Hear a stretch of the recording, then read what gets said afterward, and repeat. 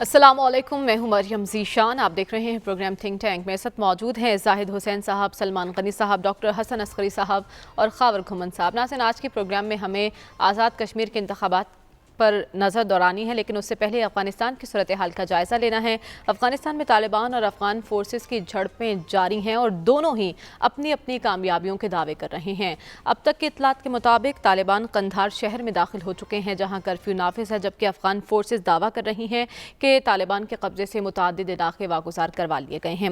دوسری جانب کل بھی ہم نے ڈسکس کیا تھا، قطر میں طالبان اور افغان حکومت کے مابین مذاکرات کا سلسلہ بھی شروع ہوا، لیکن مذاکرات کا یہ سلسلہ عملی پیش رفت کے بغیر جاری ہے اور اس موقع پر زلمے خلیلزاد کا بیان بڑی اہمیت اختیار کر گیا ہے۔ انہوں نے کہا ہے کہ پاکستان افغانوں کے کسی سمجھوتے تک پہنچنے کے لیے اپنا کردار ادا کرے۔ زاہد حسین صاحب، پاکستان نے اب تک افغان امن عمل میں بہت اہم کردار ادا کیا جسے دنیا نے سراہا ہے، لیکن پاکستان کے اس معاملے میں غیر جانبدارانہ روش اختیار کرنا اور امریکہ کا ہم سے یہ توقعات وابستہ کرنا کہ دونوں فریقین میں سمجھوتے کے لیے ہم کوئی کردار ادا کریں، یہ کیسا ہے اور ہمیں کرنا کیا ہوگا؟ دیکھیں، یہ بات تو صحیح ہے کہ پاکستان نے اپنا ایک کردار بھی ادا کیا ہے۔ جب دوحہ میں امریکہ اور طالبان کے درمیان مذاکرات ہوئے تھے تو انہوں نے پاکستان کا ایک رول رہا تھا، اور یہ کہ اس کی وجہ بھی یہ تھی کہ طالبان کی کافی بڑی تعداد لیڈرشپ کی یہاں پہ تھی، ان کے خاندان میں یہاں رہتے تھے، اور اس کے بعد پہلے سے بھی ہمارے کوئی تعلقات تھے۔ لیکن اس میں ایک اور بات بھی سمجھنے کی ہے کہ طالبان سے ہماری ایک حد تک ایک کلاؤڈ تو ضرور موجود ہے، لیکن اس کے ساتھ یہ کہنا کہ طالبان صرف پاکستان کی بات سنیں گے وہ صحیح نہیں ہے۔ اور خاص طور پہ جو تبدیلی آئی ہے پچھلے ایک سال میں، خاص دوحہ کے ایگریمنٹ کے بعد، طالبان کے ایک لحاظ سے دیکھتے ہیں، اپنی صورتحال کو تبدیل ہوتے ہوئے دیکھتے ہیں، ان کے خیال میں جو ہے ایک ان کی فتح ہوئی ہے، اور اس کے ساتھ ایک اور جو ہمیں نظر آتی ہے کہ طالبان کی انٹرنیشنل لیجیٹیمیسی جو ہے بڑھتی گئی ہے۔ اب آپ دیکھیں کہ وہ طالبان لیڈر جو ہے وہ ازبکستان بھی جا رہے ہیں، تاجکستان بھی جا رہے ہیں، ماسکو بھی جا رہے ہیں، تو اس کی وجہ سے ایک خود ان میں اعتماد پیدا ہوا ہے۔ اور ایک اور چیز جو ہمیں سمجھنی چاہیے وہ یہ ہے کہ جو لڑائی کی شدت آئی ہے اس میں یقینی طور پہ طالبان کی جو ایڈوانس ہے وہ ہمیں نظر آتی ہے، باوجود اس کے کہ یہ کہہ نہیں سکتے ہیں کہ طالبان کا افغانستان کے بڑے حصے میں کنٹرول ہے، لیکن یہ بات صحیح ہے کہ ایک خاصے علاقوں پہ انہوں نے اپنا نفوذ بڑھایا ہے، اپنی فوج ایک لحاظ سے جو ملٹری سکسیسز ان کو ہوئی ہے، اور خاص طور پہ ناردرن افغانستان میں ہوئی ہے۔ وہ تمام چیزوں کو دیکھتے ہوئے میں سمجھتا ہوں کہ پاکستان کا رول جو ہے ایک حد تک موجود تو رہے گا، کیونکہ ایک ہمسائے کی حیثیت سے طالبان کے ساتھ تعلقات کی نوعیت کی وجہ سے، لیکن پاکستان کو یہ امید کرنا کہ وہ طالبان سے یہ کریں کہ وہ افغان جو پارٹیز ہیں یا افغان حکومت کے ساتھ بیٹھ کے کوئی سیاسی مصلحت کر لیں، وہ ممکن نہیں ہے۔ وہ میرے خیال یہ کہ طالبان خود فیصلہ کریں گے، پاکستان کی بات ضرور سنیں گے، لیکن یہ فیصلہ طالبان ہم تو خود کریں بارہا گے۔ کہہ چکے ہیں کہ اب طالبان پر ہمارا اثر کم ہو گیا ہے، اس کے باوجود امریکہ کا ہم سے توقع وابستہ کرنا، اس کو کس طرح سے دیکھ رہے ہیں؟ کیا ہم پہ کوئی پریشر آ سکتا ہے اس معاملے پر؟ دیکھیں، پہلے سے ہم پہ پریشر تو بہت پہلے سے موجود تھا، اور میرے خیال یہ کہ پاکستان کی ایک بات تو ماننی پڑے گی کہ شروع سے جب سے امریکہ افغانستان میں داخل ہوا تھا اس وقت سے پاکستان کی ایک کنسسٹنٹ پوزیشن تھی کہ مذاکرات کے ذریعے حل کرنا چاہیے، لیکن اب یہ کہ اب اس وقت تک ہم پہ زور بھی تھا، ایک وقت میں ہم پہ زور یہ تھا کہ آپ طالبان کے خلاف کارروائی کریں جو آپ کے علاقے سے جو کارروائیاں کر رہے ہیں، پھر ہم پہ یہ زور آیا کہ آپ مصالحت کریں، تو زور تو رہے گا۔ اور میرے خیال ابھی تک امریکہ کو بلکہ اور ممالک کو بھی یہ شاید لگتا ہے کہ پاکستان اگر ان پہ دباؤ ڈالے طالبان کو تو وہ تیار ہو جائیں گے مذاکرات کے لیے۔ پاکستان کے لیے ایک بہت بڑا چیلنج ضرور ہے، اور مطلب یہ کہ صورتحال میں پاکستان کی شاید کوششیں بھی جاری ہیں، لیکن دیکھنا یہ ہے کہ خود طالبان کیا چاہتے ہیں۔ ٹھیک ہے، تو پاکستان کے لیے بہت بڑا چیلنج ہے، لیکن سلمان صاحب، آپ کو نہیں لگتا کہ جتنے ممالک وابستہ ہیں اس خطے سے ان سب کے لیے ایک بڑا چیلنج ہے؟ اگر یہاں امن ہو جاتا ہے تو خطے پر کیا اثرات مرتب ہوں گے، اور اگر خانہ جنگی کی طرف صورتحال جاتی ہے تو کیا اثرات ہوں گے؟ خصوصاً بھارت کی بات کر رہی ہوں میں۔ دیکھیں، آپ نے جو بات کی کہ خطے کے ممالک افغانستان کے مسئلے کے سیاسی حل کے لیے کوشاں کیوں ہیں، افغانستان کے بارے میں ایک عام تاثر یہ ہے کہ اگر افغانستان کے اندر جنگ و جدل ہوگا تو خطے کے ممالک پہ اس کے اثرات ہوں گے، جیسے کہ پاکستان نے یہ اثرات بھگتے ہیں، اور اگر وہاں پر امن قائم ہوتا ہے تو آپ یہ دیکھیں کہ فائدہ کس کا ہوگا اور نقصان کس کا ہوگا. کہ فائدہ تو پھر علاقائی فورسز کا ہے نا، کہ اگر اس خطے نے ترقی کی منازل طے کرنی ہے تو افغانستان کا امن اس میں بنیادی رول ادا کرے گا. اور پاکستان کا انٹرسٹ اس میں کیا ہے؟ دیکھیں بات یہ کہ اگر آج افغانستان کے اندر پاکستان کی دوست حکومت قائم ہو جاتی ہے، افغان تائید اور حمایت سے قائم ہوتی ہے، سب سے بڑا فیکٹر یہ ہے کہ وہاں پر جو افغان سرزمین کا دہشت گردی اور تخریب کاری کے لیے استعمال ہے وہ ختم ہوگا. دہشت گردوں کے گروپس وہاں پر ہیں، دہشت گردوں کے ٹریننگ سینٹر وہاں پر ہیں، وہ حکومت پھر اس کی متعامل نہیں ہوگی. اور اس کا فائدہ کون اٹھا رہا ہے؟ آپ ایک دلچسپ صورتحال دیکھیں کہ اس خطے کے اندر صرف ایک ملک ہے جو اس وقت اشرف غنی انتظامیہ کو کاندھا دینا چاہ رہا ہے. بلکہ آج میں ایک رپورٹ دیکھ رہا تھا کہ یہ جو بھارتی وزیر خارجہ ہیں وہ جو ماسکو اور ایران گئے، وہ انہیں یہ تو نظر آ گیا ہے کہ یہ طالبان کی پیش قدمی، اور جیسے ابھی عزائز صاحب نے بھی کہا کہ انہوں نے ان کی ایک عالمی حیثیت اور اہمیت قائم ہوئی ہے، اور وہ اب سیاسی تصفیے کی بات کر رہے ہیں. دیکھیں انہوں نے اپنے طرز عمل پہ نظر ثانی کی ہے. بھائی وہ جو وہاں پر فریق بیٹھا ہوا ہے وہ اس میں پیش رفت کیوں نہیں کر رہا؟ اس لیے کہ کہیں نہ کہیں سے انہیں کوئی سگنل آ رہا ہے اور وہ بھارت سے آ رہے ہیں. ہمیں کیا فائدہ ہوگا؟ ہمیں سب سے بڑا فائدہ یہ ہوگا کہ جو پاکستان کے اندر دہشت گردی کے بڑے واقعات ہو رہے ہیں، اور میں ہمیشہ جیسے کہتا ہوں نا کہ اگر آپ نے پتہ کرنا ہو کہ یہ دہشت گردی کا واقعہ کس نے کیا ہے، جب بھی ہمارے سیکورٹی فورسز کو پہ کوئی حملہ آور ہوتا ہے تو 100% وہ ہمارا دشمن ہوتا ہے. اب میں اس کے ساتھ شامل کرتا ہوں چائنیز کو، کہ پاکستان کے اندر جب چائنیز کو ٹارگٹ کہیں کیا جائے گا تو اس کا مطلب ہمارا دشمن، اور دشمن کون؟ بھارت، جو سی پیک کو ہضم نہیں کر پا رہا. میں سمجھتا ہوں کہ اس خطے کے اندر اگر افغانستان میں امن اور استحکام قائم ہوتا ہے، اس خطے کے اندر ترقی اور خوشحالی کا عمل تیز ہوگا، اور ترقی اور خوشحالی کا عمل جب تیز ہوتا ہے اس کا سب سے بڑا فائدہ خود افغانستان کو ہوگا. اور اس کا سب سے زیادہ نقصان یہ انڈیا کیا آخر اشرف غنی انتظامیہ، میں تو حیران ہوں اس بات پہ کہ جن کی کٹ پتلی تھی حامد کرزئی اور اشرف غنی انتظامیہ، وہ تو چھوڑ کے چلے گئے.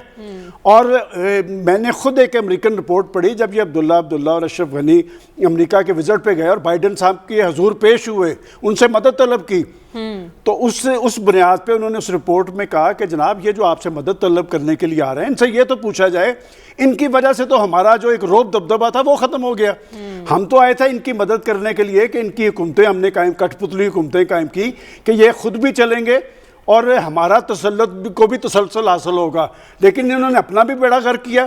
کیا وہاں پر اشرف غنی انتظامیہ کو کوئی عوامی تائید حاصل ہے؟ وہ جو الیکشن ایک فراڈ الیکشن ہوا، 9% ووٹ انہوں نے لیے. دیکھیں بات یہ کہ جو حکومتیں ہوتی ہیں، حکومتوں کا وجود زمین پہ نظر آتا ہے، اس کی ایک رٹ ہوتی ہے، اس رٹ کی بنیاد پر وہ اپنے معاملات کو چلاتے آگے کی طرف چلاتے ہیں. سیاسی معاملات ہوتے ہیں، انتظامی معاملات ہوتے ہیں. کیا آج افغانستان کے اندر ایسی صورتحال ہے؟ میں سمجھتا ہوں کہ پاکستان کی پالیسی بڑی ویلڈ ہے. پاکستان نے جو لائن لی ہے اس نے اپنے آپ کو طالبان سے منسلک نہیں کیا. دیکھیں حکومت تو یہ نہیں کہہ سکتی، لیکن ہم یہ ضرور کہہ سکتے ہیں کہ جب طالبان کی حکومت وہاں پر قائم تھی تو پاکستان کے اندر کوئی دہشت گردی نہیں ہوتی تھی، پاکستان کے اندر تخریب کاری نہیں تھی ہوتی. جب سے یہ جو 20 سال سے سلسلہ وہاں پر جاری ہے، یہ انڈیا وایا افغانستان، انہوں نے اس سرزمین کا غلط استعمال کیا. اور آپ دیکھ لیں کہ راہ کا اور این ڈی ایس کا ایک گٹھ جوڑ موجود ہے. جس واقعے کو یہ بلوچستان کے اندر جتنے واقعات ہیں، یہ شواہد کی تاریخ ہمارے پاس موجود ہے. اور مجھے یاد ہے کہ ماضی کے اندر بھی جنرل رحیل شریف اور نواز شریف صاحب جا کے وہاں پر ان کو دے کے آئے. پھر عمران خان صاحب اور جنرل باجوہ صاحب نے جا کے ان کو سمجھایا کہ آپ کی سرزمین استعمال ہو رہی ہے. یہ پہلی ایک کٹ پتلی حکومت ہے جو خود چاہ رہی ہے کہ وہاں پر انارکی قائم ہو. طالبان کی حکومت قائم ہو جاتی ہے تو اس کا پاکستان پر کیا اثرات ہیں؟ دیکھیں میں سمجھتا ہوں کہ پاکستان کا جو موقف یہ ہے کہ وہاں سے کنسنسس سے ایک گورنمنٹ قائم ہو. طالبان کی حکومت قائم ہوگی تو جنہیں آپ جو وہاں سے ہٹیں گے پھر وہ نئی ایک گوریلا وار شروع ہو جائے گی. یہ بات اس لیے کی جا رہی ہے کہ ایک کنسنسس سے حکومت قائم ہو تاکہ وہ افغانستان کے اندر تو امن لے کے آئے. دیکھیں امن ہوگا تو وہاں پر ترقی ہوگی، امن ہوگا تو وہاں پر یہ بیچارے ان کی تیسری نسل اس آگ اور خون کے کھیل سے دوچار ہے. اسی لیے پاکستان کا موقف یہ ہے کہ مسئلے کا سیاسی حل نکالا جائے سیاسی ڈائیلاگ کے ذریعے. لیکن ایک بات میں آخری ضرور کہوں گا کہ یہ دوحہ مذاکرات اگر نتیجہ خیز نہیں بھی ہوتے، یہ ایک بڑی پیش رفت ہے کہ وہاں پر افغان لیڈرشپ اور وہاں پر طالبان کی قیادت میں بیٹھ کے مذاکرات ہوئے ہیں. پہلے مرحلے میں ان کا بیٹھ جانا ہی بہت بڑی ڈیولپمنٹ ہے. ڈاکٹر صاحب آپ کیا کہیں گے؟ افغان حکومت امریکہ کی بے وفائی کا ذکر کرنے کی ہمت تو نہیں رکھتی اور اپنی ناکامیوں کا اعتراف بھی نہیں کر سکتی. جو کر سکتی ہے وہ نظر آ رہا ہے پاکستان پر الزام تراشی. مذاکرات میں کوئی پیش رفت نہ ہونے کی ذمہ داری آپ کس پر ڈالیں گے اور کیا افغان حکومت کو کسی کی تھپکی حاصل ہے؟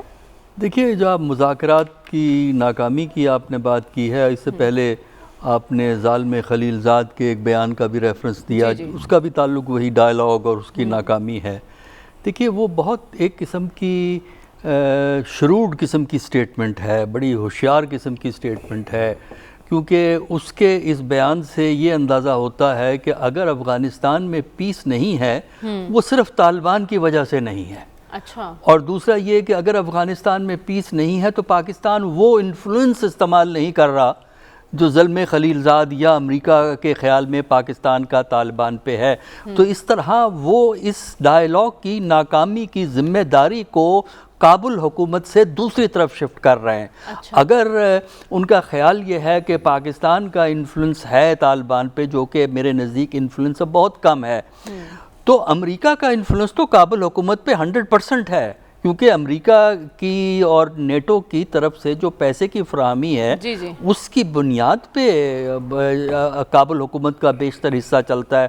کم از کم ان کی جو آرمڈ فورسز ہیں ان کی سیلری کا بیشتر حصہ اسی طرح باہر سے ہی آ رہا ہے، امریکہ اور نیٹو سے آ رہا ہے. تو اگر وہ اتنا کلاؤٹ رکھنے کے باوجود کابل حکومت کو اس بات پہ رضامند نہیں کر سکتے تو آپ یہ کیسے ایکسپیکٹ کرتے ہیں کہ پاکستان پہ یہ الزام لگایا جائے کہ جی وہ ڈائیلاگ کو کروا دے؟ پاکستان کا انفلوئنس ہے لیکن وہ نہیں ہے، کیونکہ آج طالبان جو زمین پہ جو ریالٹیز ہیں، دیکھیے جو زمین پہ ریالٹیز ہیں افغانستان میں وہ طالبان کے حق میں ہمیں نظر آ رہی ہیں. لہٰذا ایسی صورت میں ایگریمنٹ کے امکانات اس لیے کم ہوتے ہیں کہ ایگریمنٹ اس وقت امکان بڑھتا ہے جب دونوں پارٹیوں میں ایک سٹیل میٹ کی سچویشن پیدا ہو جائے. دونوں پارٹیوں کو یہ احساس ہو کہ آگے نہیں بڑھ سکتے. اگر ایک پارٹی یہ سمجھتی ہے کہ ہم آگے بڑھ سکتے ہیں تو پھر اس کے امکانات کم ہوتے ہیں. دوسری طرف جو بات میں نے پہلے بھی کہی ہے کہ جب تک یہ حامد کرزئی کی قربانی پیش نہیں کرے گی کابل کی حکومت، میرا نہیں خیال کہ وہاں پہ کوئی انٹرم ارینجمنٹ ہو سکتا ہے. اشرف غنی کی اشرف غنی سوری میں غلط کہہ گیا.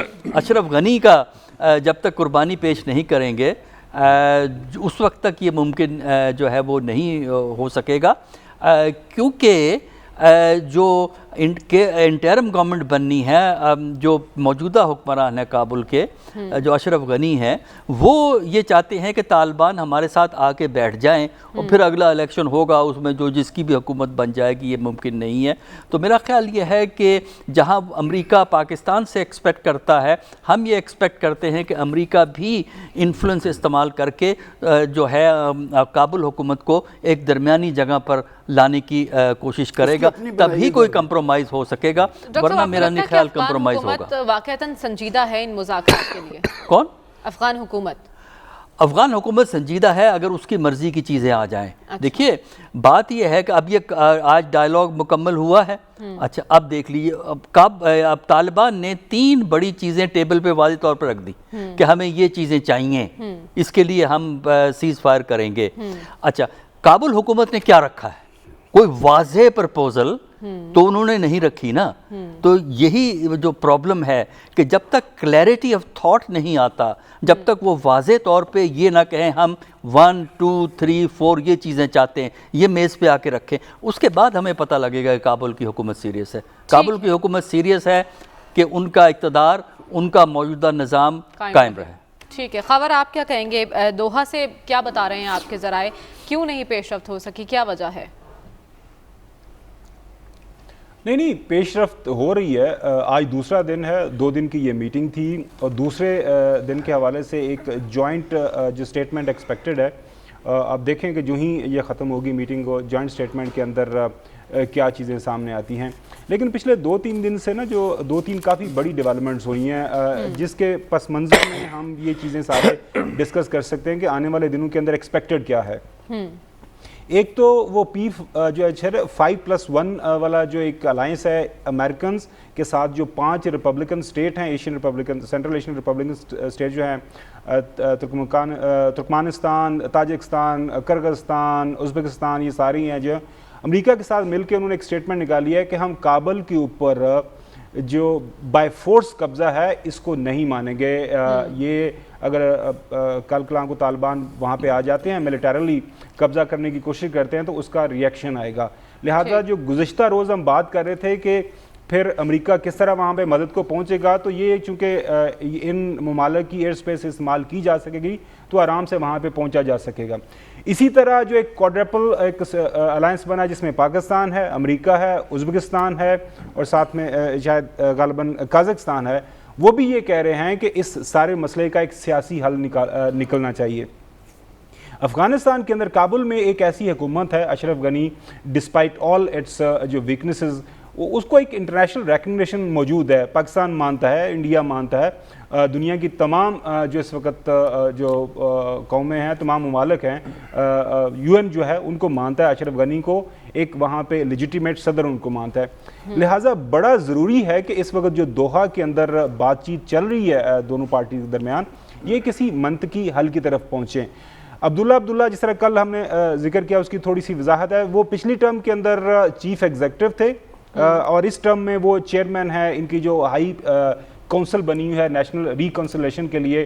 مطلب افغانستان کی طرف سے جتنے بھی جو ایفرٹس ہو رہے ہیں وہاں پہ امن بحال کرنے کے لیے، اس سارے پروسیس کو لیڈ کر رہے ہیں عبداللہ. لہٰذا عبداللہ کا وہاں پہ دوحہ کے اندر موجود ہونا اور طالبان کے ساتھ بات چیت کرنا، یہ بڑی اہمیت کی حامل ہے. ٹھیک، دونوں اطراف سے خواہش کا اظہار کیا گیا ہے کہ ہمیں بات چیت کرنی ہے، اور اس وقت جو افغانستان کے اندر وائلنس ہو رہا ہے، لڑائی جھگڑا ہو رہا ہے، اس کو ہم نے کم کرنا ہے.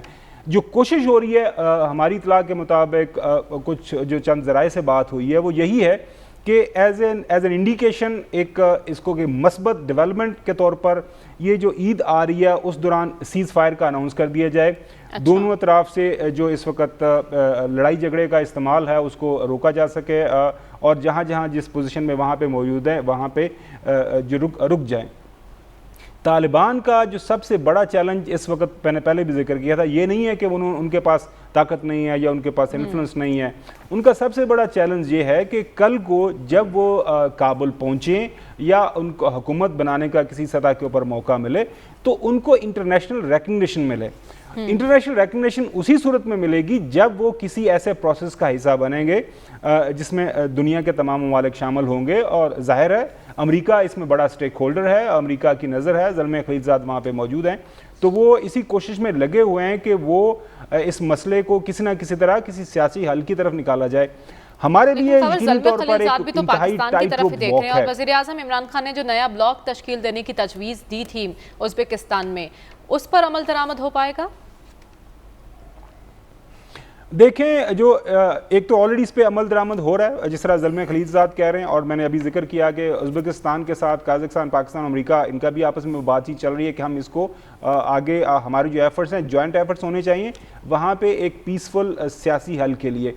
ہمارے لیے جو چیلنج ہے نا، جو آپ کا بنیادی سوال ہے، وہ یہ ہے، ظاہر ہے دنیا کی پوری دنیا کے اندر ایک پرسیپشن یہ بنی ہوئی ہے کہ اگر پاکستان چاہے گا تو افغانستان کے اندر امن قائم ہو جائے گا. اس پرسیپشن کو کافی حد تک ہم جو ہے دنیا کو یہ بتانے کی کوشش کر رہے ہیں کہ جناب اعلیٰ ہمارا انفلوئنس ہے، لیکن ایک سرٹن حد تک ہے. یہ نہیں ہے کہ جس طرح زاہد صاحب نے فرمایا کہ ہم طالبان کو ٹیبل تک تو بٹھا سکتے ہیں کہ جی آگے بات کریں، لیکن ان کو یہ نہیں کہہ سکتے جو بات کرنی ہے آپ نے، یہ بات آپ نے امریکن سے یہ امریکنز کی بات ماننی ہے یا امریکنز کو آپ کی یہ بات ماننی ہوگی.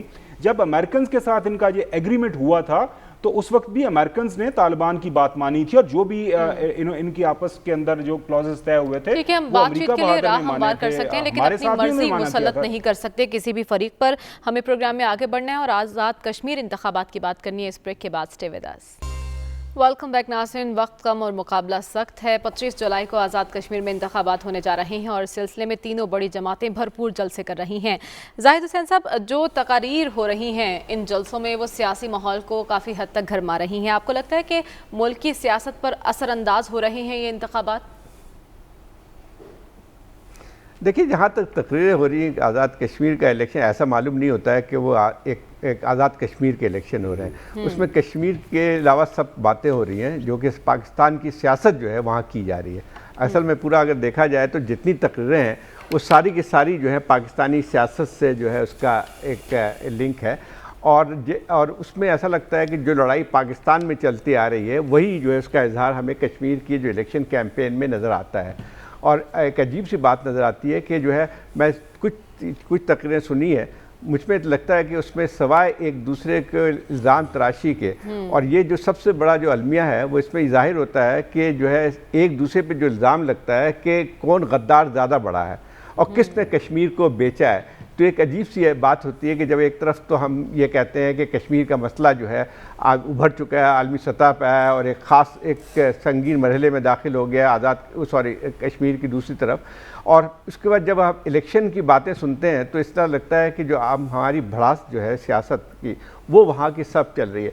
तो ये तो कहा जा सकता है कि कश्मीर की सियासत पे पाकिस्तान की सियासत का असर है, लेकिन ये नहीं कहा जा सकता है कि कश्मीर का जो भी आउटकम होगा इलेक्शन का उसका असर पाकिस्तान की सियासत पे मैंने समझता हूँ कुछ भी नहीं पड़ेगा। अच्छा। और पहले भी हम जो देखते रहे हैं तो उसका एक बिल्कुल नहीं पड़ेगा। लेकिन ठीक है, पाकिस्तान की तमाम सियासी पार्टियाँ वहाँ इलेक्शन लड़ रही हैं, लेकिन एक और बात भी आती है कि जो हम अब तक देखते आए हैं तारीख के तौर पर, वो ये था कि जो पार्टी इस्लामाबाद में हुकूमत कर रही होती है उसी की पार्टी की हुकूमत बनती है आज़ाद कश्मीर में। मैं ऐसा क्यों है? वो होगा उसकी वजह भी है। जैसे देखिए, दोनों तरफ से गिलगित बिल्तिस्तान में भी हमने यही देखा था और आज़ाद कश्मीर के इलेक्शन में भी जो देखा है, देखिए सारी पाकिस्तानी पार्टियां वहाँ पे इलेक्शन लड़ रही होती हैं। पहले हुआ करता था कश्मीर की पार्टियां वहाँ पे सिर्फ इलेक्शन लड़ती थी, मुस्लिम कॉन्फ्रेंस भी दूसरी और पार्टियाँ होती थी। लेकिन अब जो है उसमें फिर जो भी इनको काम होंगे वो देखते हैं कि इस्लामाबाद में जो हुकूमत है उनका ही ताल्लुक़ बन के आता है उनके साथ। तो एक तरफ तो ये इन्फ्लुएंस बन के आता है कि जो है अगर आपको जो मुतालबात हैं, जो भी आपको काम करवाना है, जो भी तरक्याती मंसूबे बनाने हैं, ये तमाम चीज़ें, तो उसमें ज़रूरी है कि आपका इस्लामाबाद में हुकूमत के साथ वाज़े राब्ते हों। और जब नहीं होता है तो फिर उसमें जो है रुकावटें भी पड़ती हैं। अभी 3 साल का अरसा आप देखें कि जो है इसमें पीटीआई की हुकूमत मरकज़ में थी और आज़ाद कश्मीर में मुस्लिम लीग की हुकूमत थी, तो उसमें हमें खासी एक पेचीदियाँ भी नज़र आती हैं। और अब जो ख़ास तौर पे एक और बात भी कि इनकम्बेंसी का भी फैक्टर आता है। मुस्लिम लीग जो है वो वहाँ पे हुकूमत करती रही है, तो उसमें देखना ये है कि क्या वो जो वहाँ पे जो काम हुए हैं या जो भी लोगों की तवक्कुआत थी वो पूरी हुई हैं या नहीं हुई हैं। तो मेरे ख्याल ये कि इसको सही है कि मुस्लिम लीग वहाँ पे एक बड़ी पार्टी है, लेकिन जो भी आसार नज़र आ रहे हैं उसमें लगता नहीं है कि शायद वो हुकूमत भी बना सकें। ठीक है, यानी चांसेस पाकिस्तान तहरीक इंसाफ के ही हैं। सलमान साहब, वज़ीर आज़म इमरान खान भी इंतखाबी जलसों से खिताब कर रहे हैं और उन्होंने कहा है कि आज़ाद कश्मीर में भी तब्दीली लाएंगे, ऐसी ही तब्दीली जैसी यहाँ है। देखिए, मेरा ख्याल आपके सवाल में ही इसका जवाब मौजूद है कि बात ये कि पाकिस्तान की पॉलिटिकल पार्टीज़ का बड़ा अलमिया ये है कि उन्होंने तारीख से सबक हासिल नहीं किया।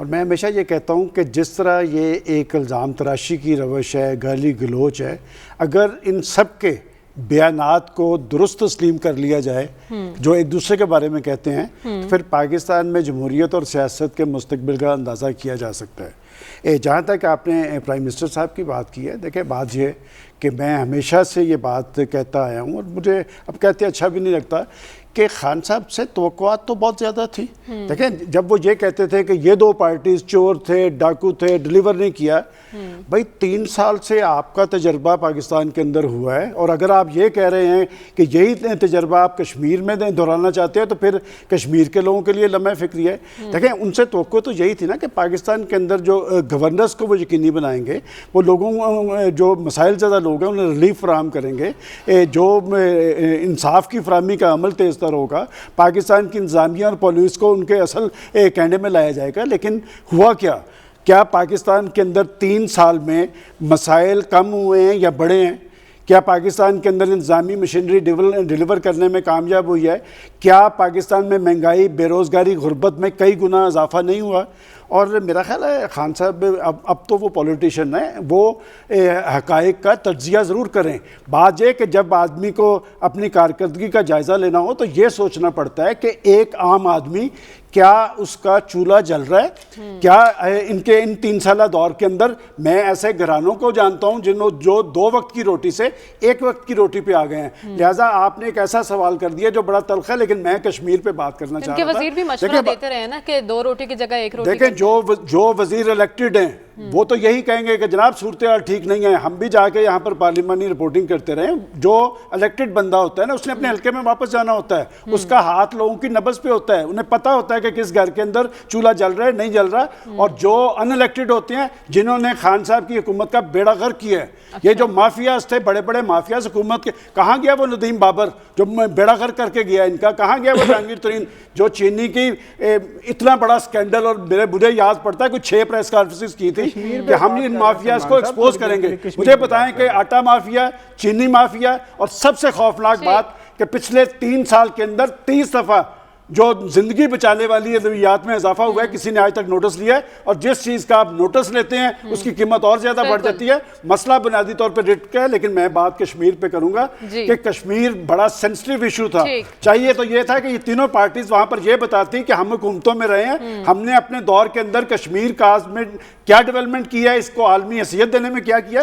میرا خیال انہوں نے یہ کہنے کی بجائے ایک دوسرے پہ بھارت نوازی اور مودی دوستی کے الزام لگا کے مقبوضہ کشمیر میں کوئی اچھا میسج نہیں دیا. تینوں پارٹیز کو اپنے رویے پر نظر ثانی کی ضرورت ہے. اسی معاملے پر بات کریں گے اس بریک کے بعد. Stay with us. Welcome back ناظرین. بات ہو رہی ہے آزاد کشمیر انتخابات کی. ڈاکٹر صاحب، اگر آزاد کشمیر میں پی ٹی آئی کی حکومت جیت جاتی ہے تو کیا یہ سمجھا جائے کہ اس حکومت کی پالیسیاں اور کارکردگی بہترین ہے، اسی لیے وہاں کے عوام نے پی ٹی آئی کی حکومت کو چانس دیا ہے؟ دیکھیے، پاکستان کی سرزمین میں پی ٹی آئی کی پالیسی اچھی ہے یا بری ہے، اس کا کشمیر کے الیکشن پہ کوئی اثر نہیں ہوگا. اچھا. اور جو وہاں تقریریں ہو رہی ہیں اس کا بھی براہ راست شاید اتنا زیادہ اثر نہ ہو، کیونکہ ایک طرف تو تقریریں ہو رہی ہیں جس کا کشمیر سے تعلق ہی کوئی نہیں ہے. کیونکہ اگر یہ دیکھا جائے نا، یہ کوئی آپ سے پوچھے کہ مسئلہ ان تقریروں میں مسئلہ کشمیر کو کس طرح ڈیفائن کیا گیا ہے، تو پی ایم ایل این اور پی پی پی کے نزدیک مسئلہ کشمیر یہ ہے کہ عمران خان کو کس طرح نکالا جائے. اور اگر پی ٹی آئی کی تقریریں سن لی جائیں تو ہمیں مسئلہ کشمیر یہ لگتا ہے کہ کرپٹ سیاستدانوں کو پکڑا کس طرح جائے گا. یعنی اب ہم نے کشمیر کے مسئلے کو بڑے نئے انداز میں ڈیفائن کر دیا ہے. یہ تو بڑی عنایات ہیں ہماری تینوں پارٹیوں کے لیڈروں کی کہ کشمیر کا مسئلہ کہیں اور پہنچا دیا ہے. دیکھیے، ایک طرف یہ تقریریں کر رہے ہیں، بحث ہو رہی ہے کون جیتے گا. دوسری طرف جو بات سمجھنے سے بالا ہے وہ یہ ہے کہ بہت سے جو کانسٹیچوئنسیز ہیں جن کا ذکر ہی کوئی نہیں آتا، وہاں انڈیپینڈنٹ کینڈیڈیٹس کی تعداد بہت زیادہ ہے. کہیں 30-30، 40-40، بلکہ 50-50 جو ہے نا وہ انڈیپینڈنٹ کینڈیڈیٹس بیٹھے ہوئے ہیں. تو اس کا مطلب یہ ہے کہ جو الیکشن کا فیصلہ ہوگا، ایک تو اس پوائنٹ سے ہوگا کہ کشمیر کی حکومت کو فائدہ کس طرح ہو سکتا ہے. اور ظاہر ہے کہ کشمیر کی حکومت کی dependence ministry of Kashmir affair پہ اتنی زیادہ ہے کہ عام طور پہ جو ریئلسٹک پولیٹکس کو سمجھتے ہیں، ریئلزم کے ساتھ پولیٹکس کو سمجھتے ہیں، جو حقیقت پسندی میں بلیو کرتے ہیں، ان کی کوشش یہ ہوتی ہے کہ منسٹری آف کشمیر افیئر سے تعلقات صحیح ہوں. اس کا مطلب یہ ہے کہ جو پارٹی میجورٹی میں حکومت کر رہی ہے اسلام آباد میں، کیونکہ اسلام آباد پہ ڈیپینڈنس ہے نا کشمیر کی، یہ ایک تو فیکٹر یہ ہے. دوسرا یہ ہے کہ جو وہاں کی لوکل پالیٹکس ہے جس میں برادری ہے، کاسٹ ہے، یہ فیکٹر بھی ان پالیٹکس کو جو ہے بڑی حد تک انفلوئنس کریں گے، جن کا تذکرہ ان تقریروں سے نہیں آ رہا. تو اگر کوئی الیکشن کی اسٹڈی کرنا چاہتا ہے کشمیر کی، تو ان تقریروں کو ایک طرف رکھ کے وہاں کانسٹیچوئنسی ٹو کانسٹیچوئنسی جا کے اگر آپ سمجھنے کی کوشش کریں گے تو آپ کو پتہ لگے گا کہ ان تقریروں کی کوئی ریلیونس نہیں ہے کشمیر کے الیکشن. صرف 2 ہی فیکٹر ہیں، لوکل پالیٹکس ہے یا کہ ہم کیوں نہ اس کے ساتھ رہیں جو کہ کنٹرول کرتا ہے منسٹری آف کشمیر افیئر کو. سیاست سے ہٹ کر عوامی فلاح بھی تو ہے، اور وزیر اعظم عمران خان نے اپنی تقریر میں وہاں ہیلتھ انشورنس کا ذکر کیا ہے کہ سال کے اینڈ تک پورے آزاد کشمیر میں لوگوں کو ہیلتھ انشورنس دیں گے، اور اس کے ساتھ ساتھ ترقیاتی کاموں کا ذکر بھی ہوا ہے. دیکھیے، ترقیاتی کاموں کا ذکر تو ہوا ہے، لیکن یہ ہے کہ ایکچول کیا ہوگا یہ ہمیں ابھی نہیں پتہ. باقی یہ وعدے کرنا تو ظاہر ہے الیکشن کے موقع پہ کیے جاتے ہیں، پاکستان میں کارڈ وارڈ چلے ہیں، لیکن بنیادی طور پر اس سے زیادہ اہم بات یہی ہے کہ منسٹری آف کشمیر افیئر کس کے کنٹرول میں ہے، اور وہ جن کے کنٹرول میں ہے انہی کے کنٹرول میں غالباً کشمیر کے امکانات ہو جاتے ہیں۔ باقی رہا یہ ابھی تو ہمیں ایک اور فیز آئے گی نا، دھاندلی کی الزامات کی فیز آئے گی نا ابھی ایک 25 تاریخ کی شام کو، وہ تو ابھی سے شروع ہو گیا، 25 تاریخ کی شام کو دھاندلی کا اعلان ہوگا اس پارٹی کی طرف سے جو پارٹی ہار جائے گی۔ اب اس لحاظ سے میرے نزدیک ہمیں یہ سوچنا ہے کہ کشمیر کا الیکشن جو ہے وہ ہونا چاہیے یا اس کو پاکستان کا الیکشن ہی بنا دیا جائے، کیونکہ اس الیکشن کی جو خصوصیت تھی جس کی وجہ سے ہمیں کشمیری لیڈرشپ کی سوچ کا پتہ لگتا تھا، کشمیریوں کی فکر کا پتہ لگتا تھا، ہمیں یہ پتہ لگتا تھا کہ کشمیری کس طرح دوسری سائیڈ کے کشمیر کے بارے میں سوچ رہا ہے، اب ہمیں کچھ نہیں پتہ، ٹھیک ہے، ہمیں نہیں پتہ کیا ہے، تو ویئر از کشمیری لیڈرشپ، ٹھیک، ہمیں نہیں پتہ کشمیری لیڈرشپ کہاں چلی گئی ہے۔ ٹھیک ہے، خاور آپ کیا کہیں گے، کیسی تبدیلی کا ذکر کر رہے ہیں خان صاحب، اور کیا دھاندلی کا شور اس بار بھی ہم سنیں گے، کیونکہ کیمپین میں ہم یہ شور سن رہے ہیں؟ ویسے مریم، ادب کے ساتھ جس طرح آپ نے سوال کیا تھا نا سلمان غنی صاحب سے، یہ تبدیلی عمران خان صاحب آزاد جموں اینڈ کشمیر میں جا کے لوگوں کو بتائیں گے کہ میں یہ تبدیلی وہاں پہ آپ کو بھی دوں گا، اس کا مطلب یہ ہے کہ پاکستان کے اندر تو جو تبدیلی اس وقت آ چکی ہے 3 سال کے دوران، تو اس کی وجہ سے تو خان صاحب کو وہاں پہ جانا نہیں چاہیے تھا، جس طرح مریم ذیشان نہیں، مریم نواز نے یہ کہا تھا کہ پیٹرول کی قیمتوں میں اضافہ ہو رہا ہے، آپ کو لگ رہا ہے تبدیلی آئی ہے؟ وہ مریم ذیشان نے نہیں، مریم نواز نے یہ کہا تھا کہ عمران خان صاحب آزاد کشمیر میں کیا لینے آئیں گے۔ نہیں، مریم نواز، مریم ذیشان، یہ عوام کا سوال ہے، خاور آپ بتا دیں ہمیں کیسی تبدیلی آئے گی۔ اچھا، پریشان آپ کیوں، دیکھیں ہر جو عید جب بڑی عید آتی ہے تو جو ہے ٹماٹر بھی مہنگے ہو جاتے ہیں، ادرک بھی مہنگی ہو جاتی ہے، لوگ گوشت کھاتے ہیں، آپ کو پتہ ہے پارٹی ٹائم چلتا ہے، تو پریشان نہ ہو اس حوالے سے۔ عمران خان صاحب کی جو حکومت 3 سال کے دوران پاکستان کے اندر گزری ہے، اس میں مہنگائی سے تو وہ انہوں نے خود بھی بیچاروں نے کبھی انکار نہیں کیا، وہ نیشنل انٹرنیشنل جو بھی ماحول ہے اس حوالے سے ساری چیزیں چل رہی ہیں۔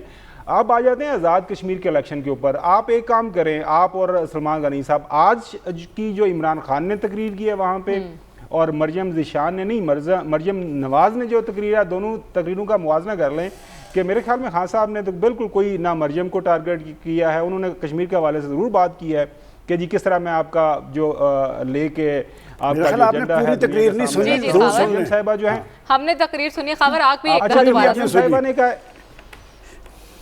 اچھا، اور مریم ذیشان نے نہیں، مریم نواز نے جو بات کیا ان کے سامنے تو بس عمران خان ہے، پہلے وہ کہتی تھی میری لڑائی تو عمران خان سے ہے ہی کو نہیں، اب وہ کہتی ہیں آپ ہر تقریر کے اندر میرے خیال میں کوئی 2-3 درجن دفعہ وہ عمران خان صاحب کا نام لیتی ہیں۔ اب بدقسمتی یہ ہوئی کہ جس طرح زاہد صاحب نے کہا اور ڈاکٹر صاحب نے فرمایا، یہاں تو پرانا طریقہ ہی رہنا چاہیے تھا کہ وہاں کی پارٹی صرف الیکشن انہی کو اجازت ہوتی ہے الیکشن لڑنے کی، اور وہاں کے لوگ ان کو ووٹ دیتے۔ اب چونکہ آپ نے اپنے آئین اور قوانین کے تحت پیپلز پارٹی نے پہلے، اس کے بعد باقی جماعتوں نے مل ملا کے یہ سارا تبدیلی لے آئے کہ جو بڑی پارٹیز ہیں آپ کی جو مین لینڈ کی، انہی کی ایکسٹینشن وہاں پہ ہو جاتی ہے، اور ایک منسٹری کے ذریعے آپ پورے کشمیر کے افیئرز، وہاں کی بیوروکریسی، وہاں کی جو سارے ڈیولپمنٹ گرانٹس ہیں، ان کا بجٹ آپ نے یہیں سے مینج کرنا ہوتا ہے۔ تو اس میں میرے حال میں 2+2 والی بات ہے، وہاں پہ جس کی حکومت یہاں پہ ہوتی ہے اس کی حکومت وہیں پہ بھی بن جائے گی، اور وہ 25 تاریخ کو ہمیں پتہ چل جائے گا۔ البتہ تینوں پارٹیز نے بڑا وہاں پہ بھرپور جو جلسے جلوس کیے ہیں۔ ایک اچھی جو ڈیولپمنٹ نظر آئی ہے وہ for whatever reason Asifa Bhutto صاحبہ کا وہاں پہ اچھا انہوں نے ایک انوگریشن ہوئی ہے پولیٹیکل سین کے اندر، اور 2-3 جلسے انہوں نے کیے ہیں، وہ بولنا انہوں نے شروع کر دیا ہے۔ اور میری شروع دن سے رائے ہے کہ آصفہ بھٹو جب پارٹی کو سنبھالیں گی تو پیپلز پارٹی کے اندر جو ہے کم از کم پنجاب کے اندر اور باقی ملک کے اندر وہ زیادہ ان کو پذیرائی ملے گی، یہ میری آبزرویشن ہے۔ میں نے آپ کو یاد ہوگا ایک کالم بھی اس کے اوپر بڑا پہلے لکھا تھا کہ اس کا مطلب خواتین کا رول بڑھ رہا ہے پاکستان کی سیاست میں۔ ہاں دیکھیں نا، ایک مریم ذیشان، مریم نواز ورسز آصفہ بھٹو، وہاں پہ اچھا خاصا ہمیں ایک کمپٹیشن نظر آیا، جلسے جلوس ہو رہے ہیں، تو اچھی بات ہے۔ باقی سیاست میں جب یہ جلسے جلوس ہوتے ہیں وہاں پہ آپ کو پتہ ہے کہ نعرے بھی لگتے ہیں، پھر مائک جب سامنے ہوتا ہے تو پھر جوش जज्बात में हमारे जो सियासतदान हैं वो ठीक है, तो हमारे पैनल के मुताबिक तो पीटीआई ही हुकूमत बनाने में कामयाब होगी, लेकिन हम देखना चाहते हैं कि वहाँ तब्दीली कैसी होगी। ये मैं भी देखूंगी, मरियम नवाज़ भी देखेंगी और खावर भी देखेंगे, इस समेत पूरी दुनिया देखेगी कि आज़ाद कश्मीर में तब्दीली कैसी आती है। आज के प्रोग्राम से इजाज़त दीजिए, आपसे मुलाकात होगी इंशाल्लाह अगले हफ्ते। अल्लाह हाफ़िज़।